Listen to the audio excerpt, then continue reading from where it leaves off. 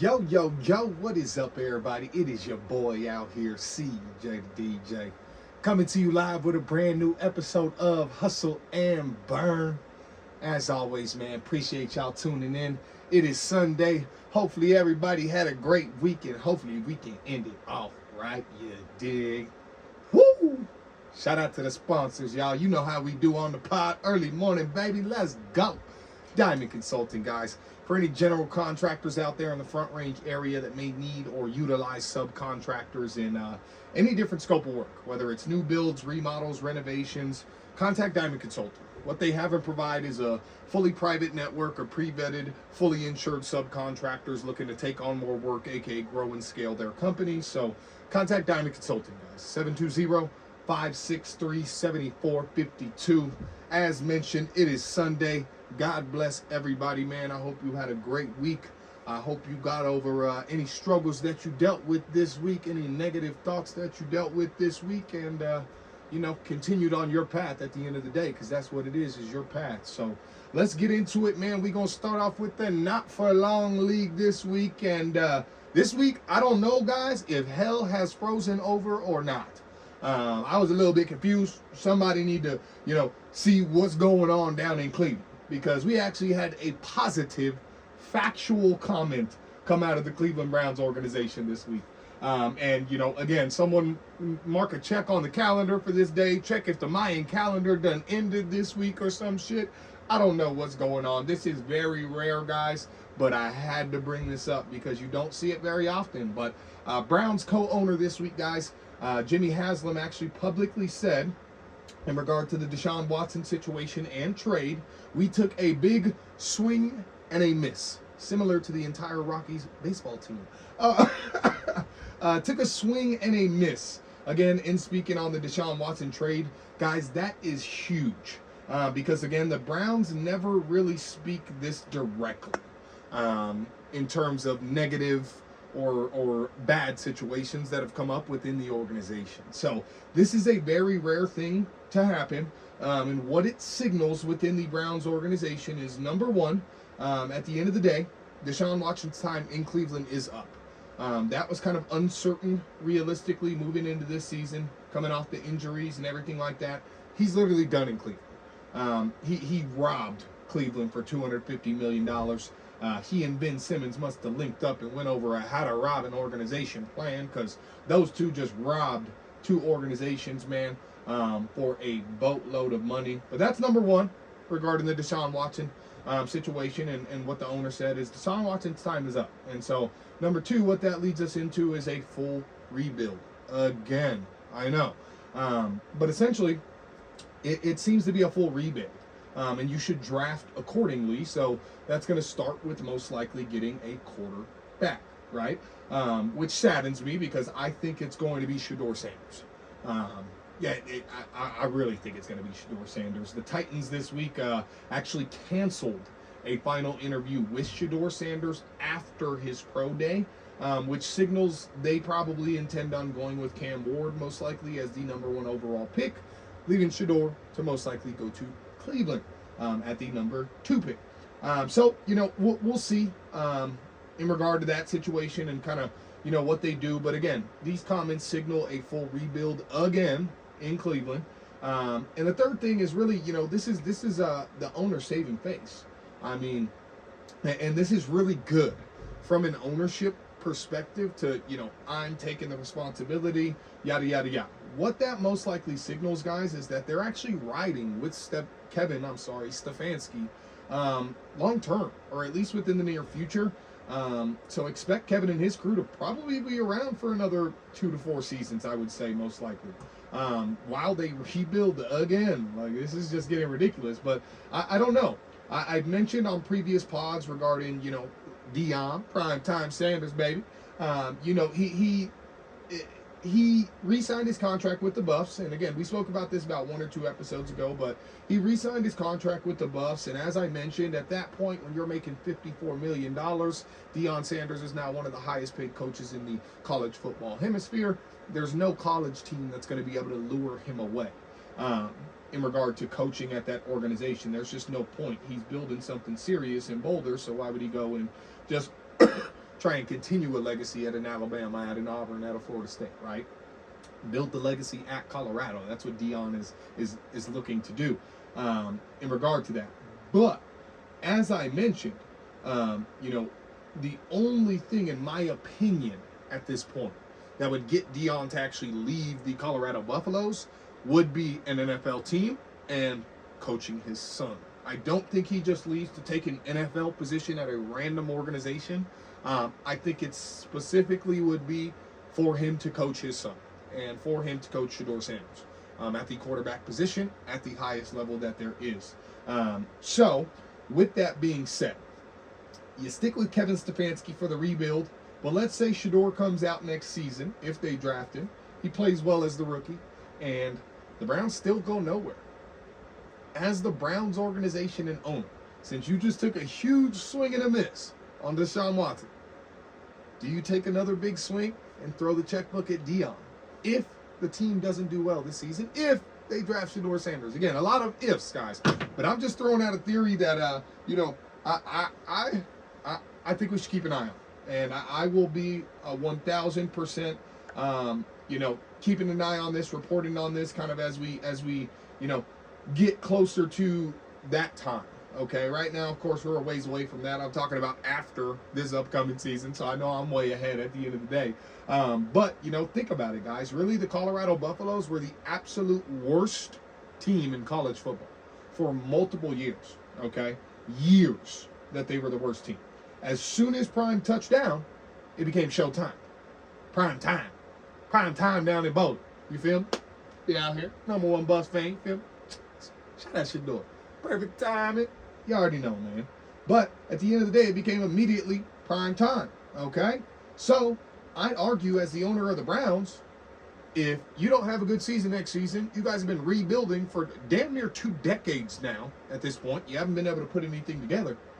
I, at that point, think the Browns organization, the Browns ownership team, after taking a huge swing and a miss on Deshaun Watson, would probably settle for a little bit of prime time, perfect timing down there in Ohio. Okay? So keep an eye on that, man. I don't know. Think about what I'm saying. The plot is 1,000% there if Shedeur goes to Cleveland.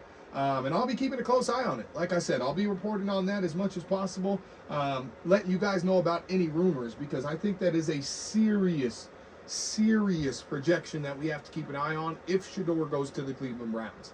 Is Deion Sanders going to the Cleveland Browns after this upcoming season, depending on how the season shakes out? But I don't think Shedeur is a strong enough player to simply turn the Cleveland Browns organization around completely. They do have good pieces, I will say that. I'm not sure who their running back is, because I know Nick Chubb is still a free agent, which is absolutely wild. Las Vegas Raiders, go sign Nick Chubb, my guys. What are we doing? He's available still. Go sign Keenan Allen. What are we doing? They're available still. Like, what the fuck is going on, bro? These guys aren't scrubs, and we need those pieces on the team, Raiders. What are we doing, man? But again, I'm going to keep an eye on that for y'all, man. Let's get back into the, we going to talk about the team who shall not be named on this podcast. But they reside in the great state of Tejas, okay? And, let's talk about it, man, because at the end of the day, they just traded a 5th-round pick to the New England Patriots for QB Joe Milton and a 7th-round pick, okay? And Milton is now Dak Prescott's backup. And with this and with Milton, I want to have a little bit of fun with this situation today with y'all. I again want to kind of throw out, a theory out there. What if they trade Dak Prescott to a top 3 team for their draft pick? Maybe even Cleveland. Maybe Cleveland's more comfortable, with going with Dak Prescott versus going with one of these rookie quarterbacks at the end of the day. I don't know, man. Maybe the Cowboys trade up to a top 3 team. They trade Dak to a top 3 team. That sets up, for us to be able to get a young, mobile quarterback in this draft. And now our quarterback room is going to be a young, mobile quarterback room, which is the way that the league is moving, okay? Now, even if they don't do that, guys, okay? Even if they weren't to trade Dak, let's stick on the Joe Milton vibe, okay? He's low-key got some potential. The kid is not no scrub, Okay? He played one game last season, guys. He played one game, and it was actually in January. He played this game, early January, against the Buffalo Bills, ladies and gentlemen. In-division rival, the Buffalo Bills, all right? Realistically speaking, guys, they won that game, 23-16. Let's go over Joe Milton's stats against the Buffalo Bills defense, all right? They may have sat a couple players, whatever the case may have been, but it was still early January, so let's not play here, okay? 22 for 29 on his completions, 241 yards passing, 1 touchdown, 16 rushing yards on 10 rushing attempts. What does that tell you in your head, Cowboy fans? Damn it, I shouldn't have said the name. No. Darn it, I'm mad. What does that tell you, the team we shall not name on this podcast this season? That shows that he's clearly a dual threat. And this move might seriously signal that Dak Prescott is potentially on the move. I'm telling you, there have been rumblings about Dak Prescott trades within the hemisphere down there in the great state of Tejas, okay, surrounding Dak Prescott. And they've heated up after this Joe Milton trade. This is a huge trade, and this kid is a really quality player. He's clearly better than Trey Lance. Clearly, Trey Lance is one of the biggest busts in NFL history. The kid came out of like North Dakota State anyway, so he was overhyped realistically in terms of the competition that he was playing against. That's most likely why he didn't pan out, all right, within the NFL. But I'm just saying, man, Dak Prescott, you should be alarmed by this Joe Milton trade. This is the best, in my opinion, and I don't want to say, it's hard to say the best backup quarterback that we've had in years, because Cooper Rush did his damn job, man. Cooper Rush came out and did his job. I cannot believe we let that guy walk and go to Baltimore and sign for $6-7 million. It's absolutely ridiculous. We should have given that guy any amount, any number that he wanted after what he's done for the organization over the last 3 to 4 years, realistically, as a backup. But, again, with Joe Milton now being the backup, Dak Prescott, you got some real competition. This kid is young. This kid is fast. He's got a fucking cannon, and he's accurate, man. I'm telling you, for the team that shall not be named, this is an absolutely great pickup, and all they had to give up was a 5th-round pick, and they got a 7th-rounder back. Mike Vrabel and them boys in New England did not like Joe Milton for some reason, and it's probably because they're too old school. They just can't put it together. You got Josh McDaniels over there, right? Like, you see what happened to them. Like, these guys are very traditional. They did not like this kid because he's the new age of the league in terms of his playing style and his abilities and what he likes to do and where he likes to go. So, you know, this is a huge pickup for the team down in the great state of Tejas. I am excited to see it. And they, again, as I mentioned, actually play the Raiders this upcoming season. So I'm going to be in attendance, man. I don't care what I got to do, where I got to go. I'm going to that game, man. Got to see it. But let's keep it moving and report on my Raiders, baby. The Raiders this week, I'm sure a lot of y'all seen, man, they re-signed Geno Smith and extended his contract, guys. 2-year extension that keeps him in Vegas through 2027. $75 million extension. And, you know, honestly, I know when you hear that, like, you know, $75 million over 2 years, they extended his contract. So they're adding on to the contract he already has, which is pretty minimal. And honestly, realistically speaking, that's a pretty good deal for a player of Geno's caliber. I'm not going to put Geno in the C plus category. I'm going to put Geno in the B rated category. I'm not confident enough in him to give him a B plus in any way right now, but I give Geno Smith a confident B grade in terms of his playing ability, in terms of everything that he brings to the table for the Las Vegas Raiders. And so I like the extension, but I got to admit, I was wrong. It looks like the Raiders are actually sticking with Geno Smith. I figured when they signed Geno that signaled that we were actually going to use that 6th pick on a quarterback if there was a quarterback available at that time, right? Like Cam and Shador are projected to go high. The kid out of Ole Miss, I don't know, he's kind of fallen off in terms of draft stock. I've heard nothing in regard to this kid, who was a clear-cut top 5 pick, you know, as soon as the college season ended. I've literally heard absolutely nothing from that camp or from, you know, regarding that kid in any way, shape, or form. So, you know, at the end of the day, I was wrong in that regard. It does look like they're actually going to stick with Geno Smith. And, you know, I don't know, man. Like, in a division where you got Patrick Mahomes and Andy Reid, you got Justin Herbert and Jim Harbaugh, you got Sean Payton and Bo Nix. you're going to pair Geno Smith and 80-plus-year-old Pete Carroll together. I don't know how I'm feeling about it. I'm not loving that long term. I am not loving that long term. And I'm not liking the potential draft class for next season yet. Obviously, we got to see how the season shakes out. There are going to be a couple big names that pop up, on a couple of these rosters. But as of right now, guys, the only buzz for next draft is Arch Manning. There's literally not even like any other buzz for any other players. And so that's something that I think the Raiders have to pay attention to in regard to this. Is again, I don't like Geno being there long term as a quarterback. I do not think Geno Smith is who we should land on as like, that's the franchise. Like, I get it, bro. He's a quality quarterback, right? But I think that, this move screams out that we're trying to draft Ashton Jeanty. I clearly think at the end of the day, they're trying to draft Ashton Jeanty with that 6th pick, and they're trying to put pieces around Geno Smith.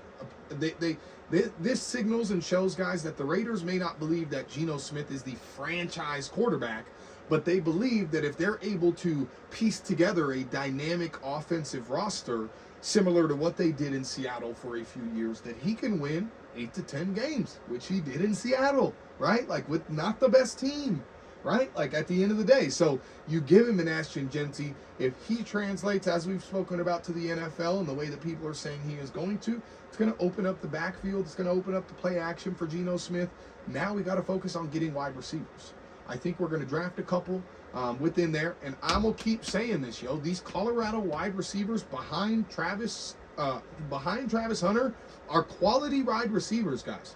These guys are athletic as shit. They're fast as shit. And they can really play. LeJounte Wester is a great pick. And this week, guys, Jimmy Horn Jr. ran a 4.3 40-yard dash, okay? Go pick that kid up in the 3rd or 4th round, Las Vegas. Go pick up Jimmy Horn Jr., dog. For real. Like, we are going to have to, aside from getting Ashton, opening up the backfield, getting a running back, or signing Nick Chubb. Again, he's available. And if he's still available in free agency at this point, odds are you're going to get him for a pretty minuscule amount in comparison to what you would have a month ago when free agency opened up, right? Like, what are we doing here? Go sign the guy. But, again, I think it signals they're trying to draft Ashton Jeanty with that 6th pick. So, realistically speaking, you put the pieces around Ashton Jeanty, or you put the pieces around Geno Smith, I should say. And that's another reason that I think we should go and try and sign Keenan Allen. Like, I get it. Keenan Allen is a little bit older, right? He didn't have the best season in Chicago last season, but they were putting it together. Keenan Allen is still a baller, bro. Okay? Keenan Allen is still a baller, and the reason I say, I'm not trying to compare Keenan Allen to DK Metcalf, but it's as I've mentioned previously before, we need to go get that big target for Geno Smith. So on those plays where he's being rushed and he only has 2 to 3 seconds, fuck it. He down there somewhere, dog. Like, you feel me? And it's a jump ball, and it's Keenan Allen. He's a tall, long guy. Pause. So he can, really do what he needs to do to try and go up and get those balls. Pause. Jesus. In regard to that. But I really think this signals we're going for Ashton by us extending Geno for these 2 years. He's re-signed through 2027. And, again, let's not say there's not another quarterback that comes up in next year's draft outside of Arch Manning. Who the Raiders like, and now we got Geno Smith as a backup quarterback. That's a great backup quarterback, right? Like, I don't know. So, realistically speaking, even though I don't like it, long term, we're due for a better year this year than we've had last season because of the new pieces and players that we've added. At the end of the day, Geno is an upgrade from Gardner Minshew, realistically speaking. Whoever we sign at running back is probably going to be a little bit of an upgrade from last season's running game. It was a bit mediocre. We had some injuries between the two of those guys. But at the end of the day, it just kind of wasn't that good. So bring in Ashton Jeanty. You got Geno, man. I'm hyped. I already can't wait for football to be back. These other sports really just ain't cutting it. NBA is about to be in playoff time. So, that'll get a little bit better in terms of, the quality of watching these games on a week-to-week basis. But, realistically speaking, it looks like the Raiders are making it clear that they are investing for the future, just like some of us, man. So let's get into the investment wrap of the week for y'all. Speaking of investments, man, because, Lord, this week, everybody saw it. It was a tariff war, son. It was a tariff war. Bop, bop, bop, bop, bop. Every country, bop, bop, bop, bop, bop. Not for them all. You feel me? You feel me? We on that Kendrick. They not like us, baby. They not like us. Tariffs are now official. Some as high as 65%. God damn. Oh, 65%, man. Trump kicked off his presser before these tariffs were announced and fully implemented into action, saying, "This is the day we make America rich again." All right. And, you know, I got to say, guys, this man is playing some of the best economic chess that we've ever seen from a president, guys. And you don't have to just take my word for it. Warren Buffett, yeah, that guy. If you don't know who Warren Buffett is, go look up Warren Buffett on a Google search and you'll figure out real quick who Warren Buffett is. Warren Buffett, guys, yeah, that guy said that Trump is making the best economic moves he has ever seen, guys. Warren Buffett, okay? And I want to point out in regard to Warren Buffett, all right? Warren Buffett is one of the only billionaires to pull his money out of the stock market. He actually pulled his money out of the stock market about 15 to 30 days ago. He pulled out $1 trillion in Apple or $1 billion in Apple stock, couple different things, bro. Warren Buffett saw this coming and saw what Donald Trump was doing, okay? And he says Donald Trump is playing the best economic moves he's ever seen, bro. Here's the strategy, okay? This is just from my perspective and opinion on what's going on, all right? They are trying to crash the stock market on purpose, guys. And that sounds crazy to say out loud, but they are trying to reset, I guess should be the word. I shouldn't say they're trying to crash the stock market. They are trying to reset the stock market, guys. That is extremely important. And the reason that they're trying to do it purposefully, because it is on purpose, is what it's going to do is it's going to force the Federal Reserve, Powell and these guys, to lower the interest rates on multiple things. And that's going to lead to a massive flood of refis, especially in the mortgage market, and many different things happening, guys. It's gonna trigger a lot of things, okay, if the Fed lowers the interest rates. Tariffs force these U.S. companies to build within the U.S. They force outside companies to build within the U.S. You guys see the egg prices dropping? Have you went and bought eggs? They're not no $18, $20 no more, right? Like, farmers now are selling to U.S. companies instead of paying insane import/export cost, okay? Supplies up. That drives the cost up, or drives the prices down within the American goods, okay? So, win-win in that regard. Prices are coming down at the grocery stores. It looks like the Fed is going to be forced to lower these interest rates, man, because this is going to, them resetting the stock market like this. I'm telling you guys, it is Sunday right now. In 24 hours, guys, the stock market is going to have one of the worst days in the history of America. Listen to me now. The stock market will have one of the worst days in the history of America tomorrow.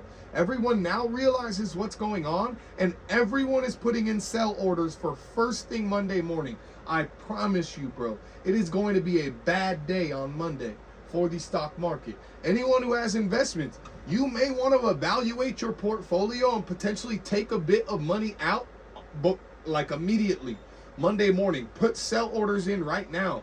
Look at your portfolio and where you're at. Put sell orders, because again, what they're doing, guys, is they're resetting the stock market. We've been talking about a lot of these companies, bro, and how valuable they are right now in comparison to what they'll be in 5 to 10 years. They're giving you a 20% fucking discount on these things. They're giving you a 30% discount. Guys, this is one of the biggest transfers of generational wealth in the history of America. I am telling you right now, our generation, I'm 26, right? I'm telling you, people from the age of 18 to 30 have the biggest wealth gaining opportunity that they have ever, and Americans in general have ever been presented with in the history of the United States, guys. Every single one of these stocks within the stock market is down 10, 20, 30%. You can get a discount on these companies, bro. This is extremely important, guys, okay? And, you know, back to the tariffs, realistically. These U.S. companies, guys, like, again, they try and build within the U.S. And here's a stat that I wanted to bring up that really hit me, guys, in regard to, you know, kind of resetting everything. 94% of the stock market is owned by only 8% of Americans, okay? Let me say that again.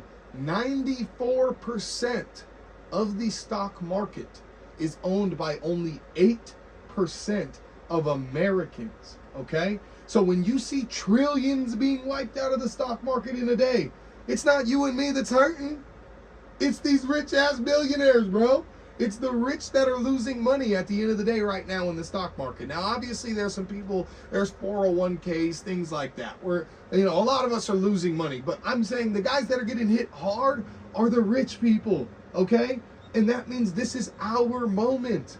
This is our time to maneuver and really make some moves, guys. This is the window for the middle and upper lower class to get into the stock market. Again, I mentioned it. If you don't have a 401k, now's the perfect time to go open a 401k, bro. Like, realistically speaking, I hope you guys are really paying attention to what's going on right now. And I'm not saying, of course, as I never do, you know, to throw blind money to the stock market. I've never said that. I never will say that. But if we're talking about super sales and stuff like that 3 to 4 weeks ago, that's what we were talking about. These are super sales on some of these stocks. This is a super sale on Palantir. It's a super sale on NVIDIA. That's 3 to 4 weeks ago. Look at us now, bro. Look at us now, bro. Like buy the dip. Buy the dips, guys. That is, you know, this is a short-term recession, if you will. You know, I had someone ask me the other day, as a matter of fact, I'm glad I wrote this down. I had someone ask me the other day. So, in regard to the tariffs and seeing all the red on the stock market, I sent them a post about all the red, blah, blah, blah, blah, blah. And their response was, so these companies are doing bad? Like, are these companies doing bad?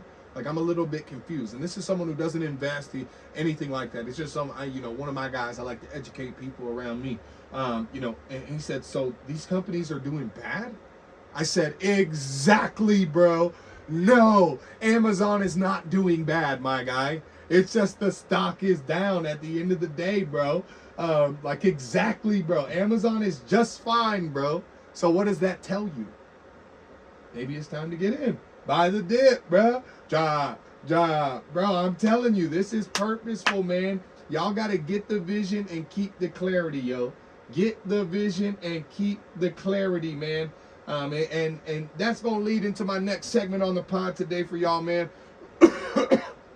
Speaking of clarity, I've been blessed enough to have some clarity on a lot of things within my life this last month or so. And one of those things for me was drinking and drinking alcohol. I personally, you know, I haven't drank lately. I don't drink and I won't be drinking. Period. Point blank. That's just the reality of my situation. But, you know, I've personally had so many situations within my adult life over the last 5 to 10 years involving alcohol that have been just negative, like completely negative, that I finally was able to have that conversation with myself of like, you know, what's the point? Like, what are we doing here? You know, like at a certain point, we have to make a decision for yourself, CJ. This is a conversation I had with myself. Like, what are we doing here, brother, when it comes to this shit? Like, again, if you can sit here and validate yourself and say, yeah, a lot of the negative shit that's happened over the last 5 to 10 years has been related and alcohol involved. Look yourself in the mirror, bro. Have that conversation. You feel me? Like I'm saying, like, just because you don't drink doesn't mean like doesn't mean that, you know, others can't drink around you as well. That's another huge thing. Like, a lot of people, when they're drinking, they try and avoid areas or individuals or, you know, places and events that involve drinking, going to the bar, going to sports events, things like that. Like, it's not to say that others or you can't be around drinking. I think that boils down to a self-discipline and a self-control thing. And I think if you literally can't be in a venue that has alcohol without like craving a drink, you actually may need to go get professional help. Like, respectfully. If you can't sit down somewhere like a bar, let's say just a Buffalo Wild Wings to go watch a sports game. If you can't sit at a Buffalo Wild Wings for 3 hours and drink soda or drink other beverages and still have a good time, you are actually an alcoholic and you may need to seek like rehab, genuinely.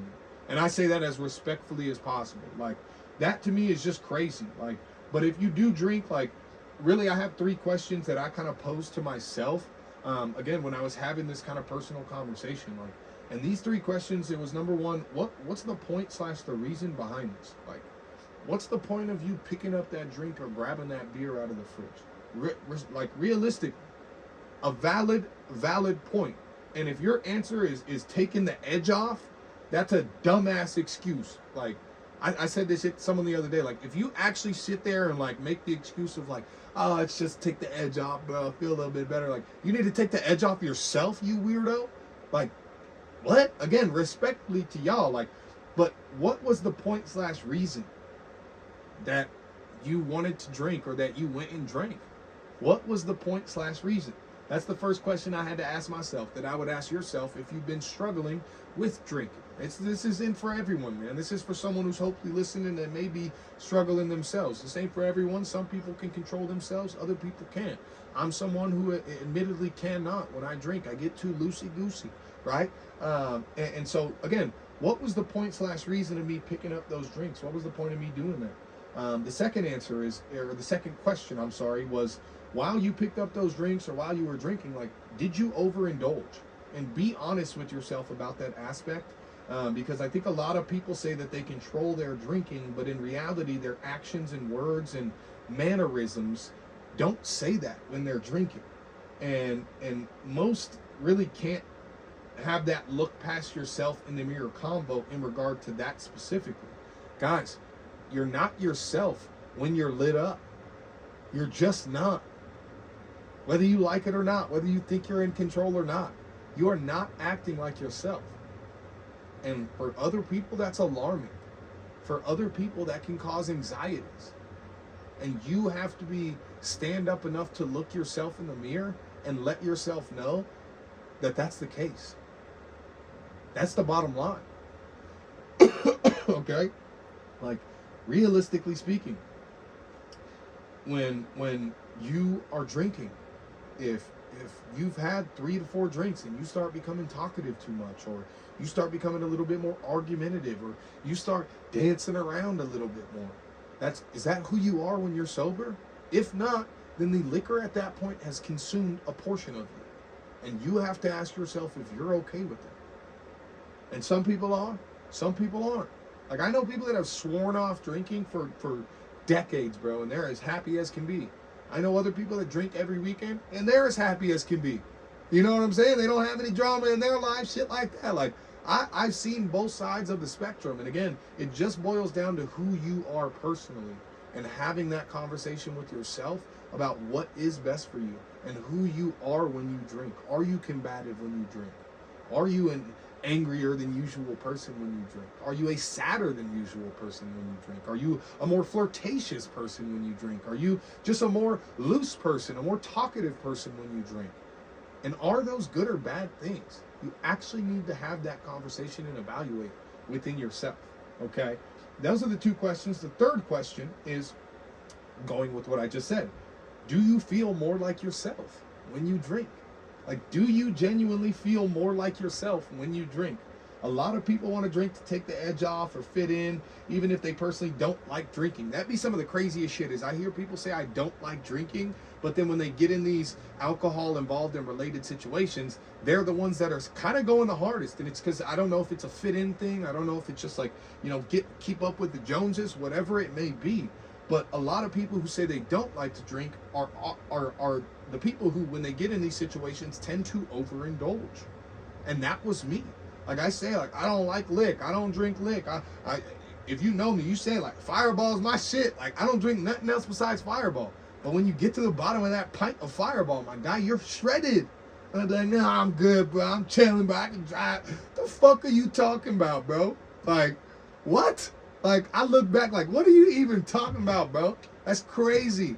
It's crazy to even say. So it's like, again, do you feel more like yourself when you drink, yo? Like, usually, again, those people who say that they feel more like themselves or that they don't like drinking are the people that end up drinking way too much or sometimes not even drinking too much. But again, they become somebody that they're not. And it's directly in correlation to their alcohol consumption. You've all seen it. I'm sure we all have that one friend who is just the most annoying drunk person ever, bro, who you just cannot control. We've all seen it. I've been that annoying drunk friend in the friend group, right? Like, I've seen it, and I'm taking responsibility for that. And so it's like, you wonder why other people don't want to be around you when you drink, or why other people get anxieties when you drink. And it's because you have a proven track record of being a dumbass when you drink. Like, that's just the bottom line. And so, again, it boils down to, guys, like, you got to be able to have that tough combo with yourself. But I wanted to come bring it to the pod in case anyone was, struggling with it. At the end of the day, I will say I was struggling with it. I am not the drinker that, I need to consume alcohol every day. I'm just more so the alcoholic that as soon as I start drinking, like, I just don't see a reason to stop. Or not say I don't see a reason to stop, but like, let's say I'm out at the bars, right? This is me, and my mindset is like, if I'm lit, I'm having a couple drinks, couple shots of beer, whatever the case may have been, and I walk up to the bar, I'm not asking the bartender for a water. I'm gonna be like, just give me a vodka Red Bull or some shit. You feel me? Like, you know what I mean? Like, I'm not gonna walk up to the bar and ask for a water, and that's just me personally. I could not control myself. Again, a lot of you can control yourself. I got buddies that with every beer they have, they drink a full glass of water. Like, full glass of water right after. If they order another beer, they're ordering another water. Like, again, guys, different strokes for different folks, but you have to be able to have that conversation with yourself, because like it or not, like, you're not you when you're drunk. You're not you fully when you're buzzed even, at the end of the day, okay? And that's something that no one can argue. Like, some people are obnoxious. Some people are confrontational. Some people, again, are overly flirtatious. Some people are just simply too loose, bro. And within a world, guys, where there's so much negativity and so many people want to take advantage of you and things of that nature, when you may not be in your best mindset, why would you submit yourself to that willingly? Like, I've also come to that rationalization where it's like, this is a world where a lot of people are negative and want to take advantage. Why would you submit yourself to a situation where you're not 100% mentally there to be able to, rationalize what's going on and be able to, at the end of the day, protect yourself from anything that may happen? What if you're a female and you're overly drinking, you're out with your girlfriends, and some guy comes up and does something to you? You don't know. There is a lot of negative people. And especially if you're in a drinking environment, just like you're not yourself, the other 50 people that are there aren't themselves. And so they may be doing things, they may be saying things that are not them. And you have to be able to internalize these feelings and these thoughts and rationalize them and figure out what is best for you. Again, this conversation isn't going to be for everyone that's listening to the pod, but there may be a couple people listening that have had that thought, like, damn, I gotta slow down. Then slow down, bro. Stop making excuses for yourself. Like, genuinely. Or like, damn, I may need to stop drinking completely for a little while, man. Get a little tolerance break, see how I feel. Like, cool. Take that, bro. And I'm not saying that, liquor is bad at the end of the, or I'm not saying that you can never drink, guys. Like, if you want to toast with your girl on your anniversary, or you had a big accomplishment and you want to cheers, cool, bro. But for some people like me, it's one drink. For other people, it's 2 drinks. For some people, it's 10 drinks. Like, you have to ask yourself those 3 questions that I just mentioned. What was the point? Did you overindulge? And did you feel more like yourself? You have to ask yourself those 3 questions and see if you come up with quality answers for yourself, like, genuinely. Or if you come up for answers that you have to try and rationalize in your own head to fit your own narrative. Genuinely. Ask yourself those 3 questions and see if you either have quality answers, or if you have answers that you have to try and rationalize in your own head. Like, oh, but then, like, that was just one time. Like, hey, like, if you have to do that, bro, look in the mirror and have a deeper conversation, realistically and respectfully, okay? But, that's just me, guys. I want y'all to keep hustling and keep burning, keep grinding, keep shining. That's all we can do, man. Like, we really, really, like, can't continue to doubt ourselves, can't continue to down ourselves, can't continue to allow others to down us. You know who you are. Be who you are meant to be. Be who you feel inside that you are. And I'm talking to myself too, as well as you guys. Like, stay focused. Whatever it is that focus for you. If it's focusing on work, if it's focusing on your relationship, it's focusing on yourself. whatever it is, man. Like, those that doubt us even for a second, guys, just forget who they're dealing with. And I think that's something that we all need to have the confidence in ourselves to say. Is like, if you're doubting my abilities to do anything, you don't know who I am. And that's how you should feel. You should have the confidence in yourself to be able to say that, right? Like, that's just the reality of it, man. But, like, really, guys, just stay focused. Whatever it is that focus for you, if it's work, if it's the gym, whatever it is, man. For me, I'm getting in the gym. For me, I'm eating right. For me, I'm drinking straight water. Keep your priorities straight, guys. Keep your priorities straight, and you'll start to see things within your life fall into line. You'll start to see, your mindset change a little bit and new ideas pop into your head that are actually beneficial for you personally. There's new things that are happening around you that are beneficial for you personally, simply because you were able to take a step back and have that conversation with yourself of, what do I actually want? What's going to get me there? What's going to progress me there? And that's what I've been doing. That's what I encourage you all to do. And for a lot of you, I think you start with the drinking. I know a lot of people in my circle that do partake in drinking, and a lot of us do overindulge in most cases. Not like every now and then, like, no, in most cases, bro, we're overindulging, and we know it. And sometimes we even know it in the moment, but we can't control ourselves in that moment. That's something we have to look in the mirror and say, guys, and figure it out. But at the end of the day, guys, that's what I wanted to bring up with y'all today. My final kind of TED Talk message is realistically, guys, never let anyone take away your joy or be in control of your joy. That is something that's extremely important. Like, realistically speaking, you have to have the confidence and know, like, I'm amazing. You listening, you are amazing, bro. Like, anyone who doubts that for a second, again, anyone who questions your worth, maybe they're not worth it themselves, guys. That's just the reality. Anyone who questions your worth, anyone who and not to say, I don't want to say questions your worth, but anyone who doubts you and doesn't believe in you, that is not a healthy person for you to be around. I got people in my life right now that they don't doubt me. They actually have the confidence enough in me to tell me the reality of where I'm at and the reality of what they've seen from me.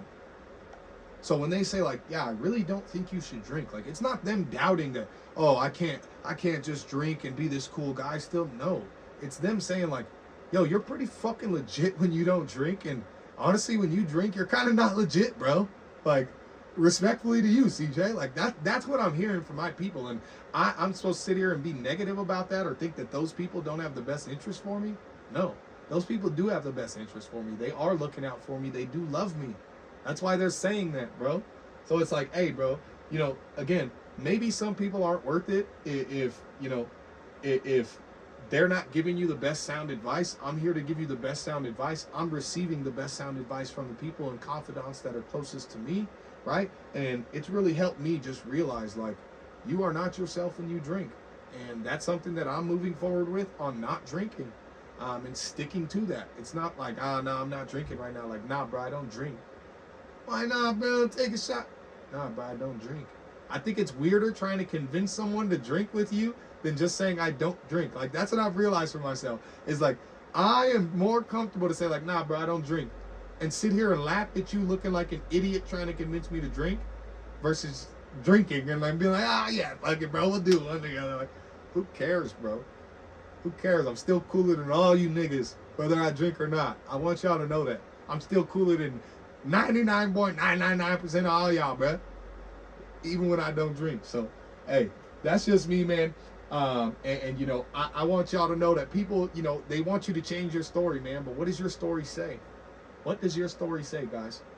I know what I want my story to say. What do you want your story to say? I know what my story is going to say because I'm going to make sure of it. I'm going to focus up. I'm going to stay in tune with myself. I'm going to stay in tune with those that are around me that have the best interest for me and that love me. What does your story say? You are the author of your story. These are all blank pages. Every day is a new blank page for you to write in your story. What are you going to write today? Make it a great one. We out.